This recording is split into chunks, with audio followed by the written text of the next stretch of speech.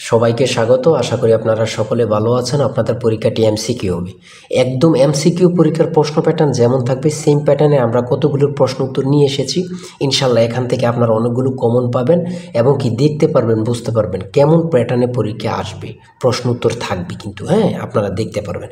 যেমন এখানে রয়েছে মহাস্থানগড় কোন নদীর তীরে অবস্থিত। এখানে প্রথমে প্রশ্নটা করা হয়েছে, তারপরে নিচে 4টা অপশন দেওয়া হয়েছে ক খ গ গ হ। যে অপশনটি সঠিক, ধরেন এখানে করতোয়া সঠিক, তাহলে এই অপশনটি বরাট করলে কিন্তু আপনারা একটি নাম্বার পেয়ে যাচ্ছেন। এমনভাবে কিন্তু আপনাদের পরীক্ষায় থাকবে সেম প্যাটার্নে, সেমভাবে, অর্থাৎ পরীক্ষার প্রশ্ন প্যাটার্নটা যেমন থাকবে সেমভাবে আমরা একটি শর্ট একদম স্পেশাল চূড়ান্ত সাজেশন তৈরি করেছি। সাজেশনটি নিতে স্ক্রিনে দেওয়া হোয়াটসঅ্যাপ নাম্বার রয়েছে, ইমো নাম্বার রয়েছে, দুটোর মধ্যে যে কোনো একটি মেসেজ করে সাজেশনটি সংগ্রহ করুন। সাজেশনের মূল্য মাত্র 100 টাকা। অবশ্যই প্রত্যেকে সংগ্রহ করবেন। আর বিশেষ করে সম্পূর্ণ ভিডিওটা দেখবেন।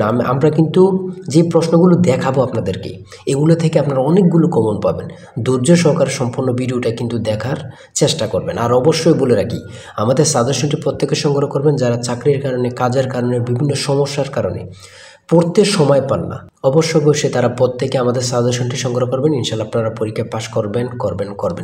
আমরা দেখেন প্রশ্ন প্যাটার্নটা সমাধানে চলে যাচ্ছি। প্রথমে রয়েছে মহাস্থানগড় কোন নদীর তীরে অবস্থিত। করতোয়া, খুবই গুরুত্বপূর্ণ কিন্তু একটি প্রশ্ন উত্তর। কোনটি বাংলাদেশের সীমান্তবর্তী দেশ? কোনটি বাংলাদেশের সীমান্তবর্তী দেশ? এটা কিন্তু মিয়ানমার। তারপরে রয়েছে কোন দেশের অধিবাসীরা ডাচ নামে পরিচিত? এটা হচ্ছে নেদারল্যান্ড। এই প্রশ্নটি কিন্তু অনেক পরীক্ষা আসতেছে। বাংলাদেশের সর্ববৃহৎ দ্বীপের নাম কি? আপনি যদি বাংলাদেশে থাকেন, এটা যদি না জানেন, এগুলোই তো পরীক্ষা আসে। বোলা। তারপরে 16 নম্বর রয়েছে ফারাক্কাবাদ তৈরি করা হয়েছে কোন নদীর উপর? বিশেষ গুরুত্বপূর্ণ, যা বলার বাইরে। গঙ্গা। ফারাক্কাবাদ তৈরি করা হয়েছে কোন নদীর উপর? এটা হচ্ছে গঙ্গা। বাংলাদেশের প্রথম ইপিজেড কোথায় গড়ে উঠেছে? কতটা গুরুত্বপূর্ণ আপনারা নিজেই বুঝতেছেন। চট্টগ্রাম। এই প্রশ্নটি আমার মনে হয় যদি 100টা চাকরির পরীক্ষা হয়, 40 থেকে 50টা চাকরির পরীক্ষা থাকেই। বাংলাদেশের প্রথম ইপিজেড কোথায় গড়ে উঠেছিল? চট্টগ্রামে। নিচের কোনটি প্রবাল দ্বীপ? সঠিক উত্তর হচ্ছে সেন্ট মার্টিন। এটা কিন্তু খুবই গুরুত্বপূর্ণ, ঠিক আছে। তারপরে রয়েছে নিউ ডেভেলপমেন্ট ব্যাংকের সদর দপ্তর কোথায় অবস্থিত? নিউ ডেভেলপমেন্ট ব্যাংকের সদর দপ্তরটা কোথায় অবস্থিত? সেটা হচ্ছে সাংহাই। আন্তর্জাতিক আদালত কোথায় অবস্থিত? দেখছেন কতটা গুরুত্বপূর্ণ। আন্তর্জাতিক আদালত কোথায় অবস্থিত? আপনি যদি চাকরির পরীক্ষা দিবেন, যদি এটাই না জানেন তাহলে কি? সেটা হচ্ছে হেগ। আন্তর্জাতিক আদালত কোথায় অবস্থিত? হেগে অবস্থিত। এশিয়ার দীর্ঘতম নদীর নাম কি? এটা কিন্তু কত গুরুত্বপূর্ণ, আমি কি বলবো, যা বলার ভাষা নেই। ইয়াংশিকিয়াং, ঠিক আছে, ইয়াংশিকিয়াং। তারপরে রয়েছে 22 নম্বরে বিশ্ব পরিবেশ দিবস কোন তারিখে পালিত? এটা কিন্তু বিশেষ গুরুত্বপূর্ণ, ভেরি গুরুত্বপূর্ণ, ঠিক আছে। বিশ্ব পরিবেশ দিবস কোন তারিখে পালিত হয়? সেটা হচ্ছে 5 জুন। বাংলা নববর্ষ পয়লা বৈশাখ চালু করেন কে? সম্রাট আকবর।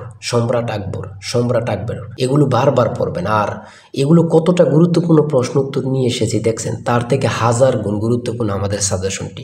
আমি আশা করি প্রত্যেকে সংগ্রহ করবেন। ইনশাল্লাহ আপনার পরীক্ষায় পাশ করবেন। প্রথম সাপ গেমস কোথায় অনুষ্ঠিত হয়? সেটা হচ্ছে কাঠমান্ডুতে অনুষ্ঠিত হয়। লালমাই পাহাড় কোন জেলায় অবস্থিত? সেটা হচ্ছে কুমিল্লা। কুমিল্লা। আজকের ভিডিও এই পর্যন্ত। নেক্সট ভিডিও পাওয়ার জন্য অবশ্যই চ্যানেলটি সাবস্ক্রাইব করে রাখবেন।